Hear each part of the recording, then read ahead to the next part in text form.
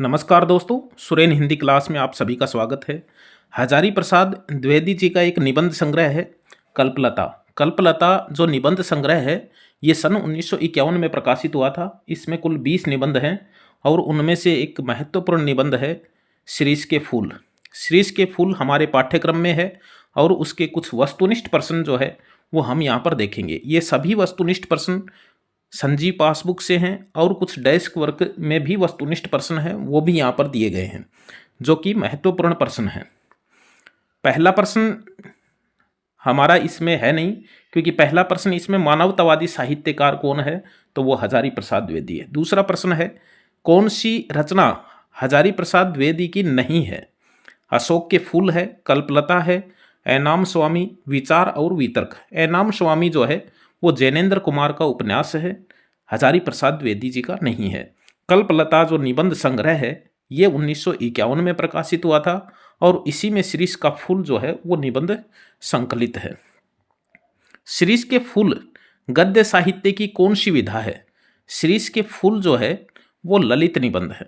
निबंध में कौन सा निबंध है, ललित निबंध इसमें है। आंधी, लू और गर्मी की प्रचंडता में भी अवधूत की तरह अविचल कौन रहते हैं, तो वो शीरीष के फूल रहते हैं जो आंधी, लू और गर्मी की प्रचंडता में भी अवधूत की तरह अविचल रहते हैं। पांचवा प्रश्न है शीरीष के फूल कैसे बने रहने को मानवीय मूल्य के रूप में स्थापित करता है, तो शीरीष के फूल कर्तव्यशील बने रहने को मानवीय मूल्य के रूप में स्थापित करता है कि मनुष्य को हमेशा कर्तव्यशील बना रहना चाहिए। जिस तरह से शीरीष के फूल एक बार खिलते हैं तो वो खिले ही रहते हैं, प्रचंड गर्मी में, आंधी में, लू में वो खिले रहते हैं। देह बल के ऊपर आत्मबल का महत्व सिद्ध करने वाली किस इतिहास विभूति को की याद हो जाती है, तो वो गांधी जी हैं। पाठ के अंत में गांधी जी को याद किया जाता है कि सातवां प्रश्न है शीरीष के फूल पाठ में लेखक ने किसके खोखलेपन को उजागर किया है, तो इस पाठ के अंदर सामंती वैभव विलास के खोखलेपन को उजागर किया गया है। यानी सामंती वैभव विलास के खोखलेपन को उजागर किया गया है। इस पाठ में यह बताया गया है कि एक सच्चा कवि कौन है, तो इसमें देखिए सच्चे कवि की क्या विशेषता होती है।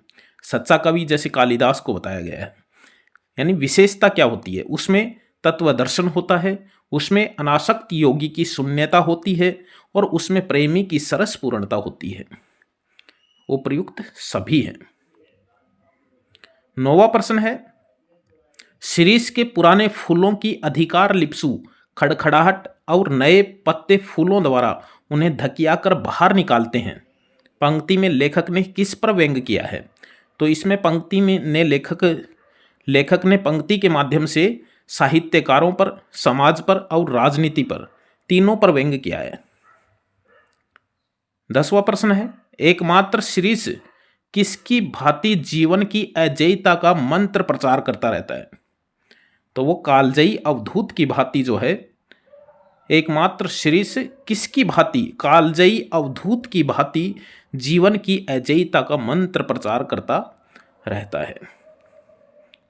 यानी अवधूत से तुलना की, अवधूत यानी सन्यासी संत से तुलना की गई है कि उसकी तरह जो है वो हमेशा जो है वो अजेयता का मंत्र प्रचार करता रहता है। शीरीष का फूल कौन से साहित्य में बहुत कोमल माना गया है, तो वो संस्कृत साहित्य में माना गया है। प्रश्न ऐसे भी आ सकता है कि संस्कृत साहित्य में शीरीष के फूल को कैसा माना गया है, तो कोमल माना गया है।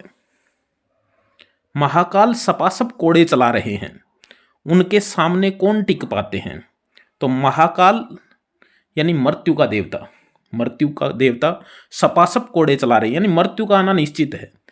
कौन टिक पाते हैं, ऊर्ध्वमुखी टिक पाते हैं। ऊर्ध्वमुखी जो ऊपर की ओर मुंह करके खड़े रहते हैं वो ही उनसे के सामने जो है वो टिक पाते हैं।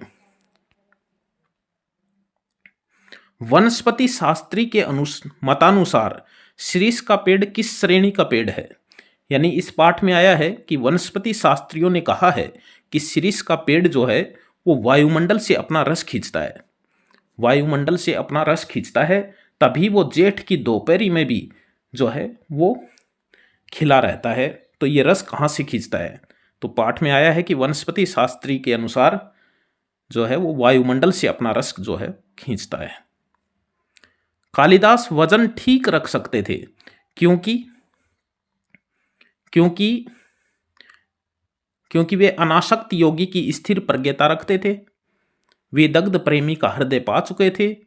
वे अपना भावरस अनासक्त कृषिवल की भांति खींच लेते थे। उपयुक्त सभी आएगा इसमें। कालिदास वजन ठीक रख सकते थे, तो इस पंक्ति में क्योंकि इसमें बताया है क्योंकि कालिदास जो है वो एक ऐसे कवि थे जो कि अनासक्त योगी की स्थिर प्रज्ञता रखते थे। स्थिर प्रज्ञता यानी अपनी बुद्धि को स्थिर रखते थे अनासक्त योगी की तरह, और टूटे हुए हृदय के प्रेमी का हृदय भी वो पा चुके थे। और तीसरा है वो भावरस अनासक्त कृषिवल की भांति रस खींच लेते थे। 15वां प्रश्न है, आधुनिक हिंदी कवियों में कालिदास के समान अनासक्ति किस कवि में है? तो आधुनिक कवियों में इसमें बताया है रविंद्रनाथ टैगोर का नाम आया है, सुमित्रानंदन पंत का आया है और निराला है। उपयुक्त सभी आएगा इसमें। हालांकि पंत और टैगोर का नाम इसमें आया है।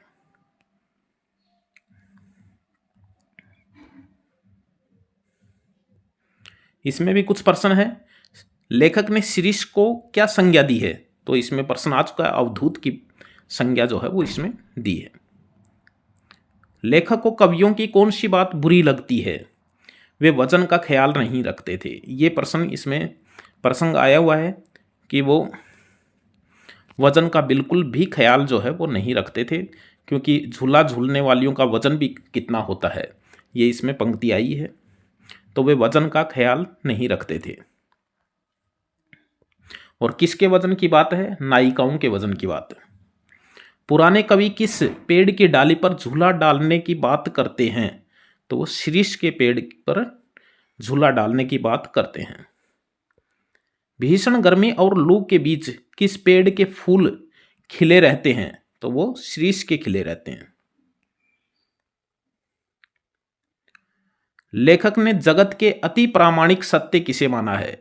इस पाठ के अंदर ये आया है कि दो अति प्रामाणिक सत्य हैं, जरा और मृत्यु, यानी बुढ़ापा और मृत्यु एक दिन आना तय है, निश्चित है, अति प्रामाणिक सत्य है। संसार की सबसे सरस रचनाएं किसके मुंह से निकली हैं? तो वो अवधूतों के मुंह से निकली हैं। कालिदास शकुंतला का वर्णन करने में क्या सफल रहे हैं? क्यों सफल रहे? कालिदास शकुंतला का वर्णन करने में क्यों सफल रहे हैं? ये इस पाठ में आया है क्योंकि कालिदास जो है, क्योंकि कालिदास वे विदग्ध अनासक्त स्थित प्रज्ञ प्रेमी थे। विदग्ध अनासक्त और स्थिर प्रज्ञा प्रेमी थे।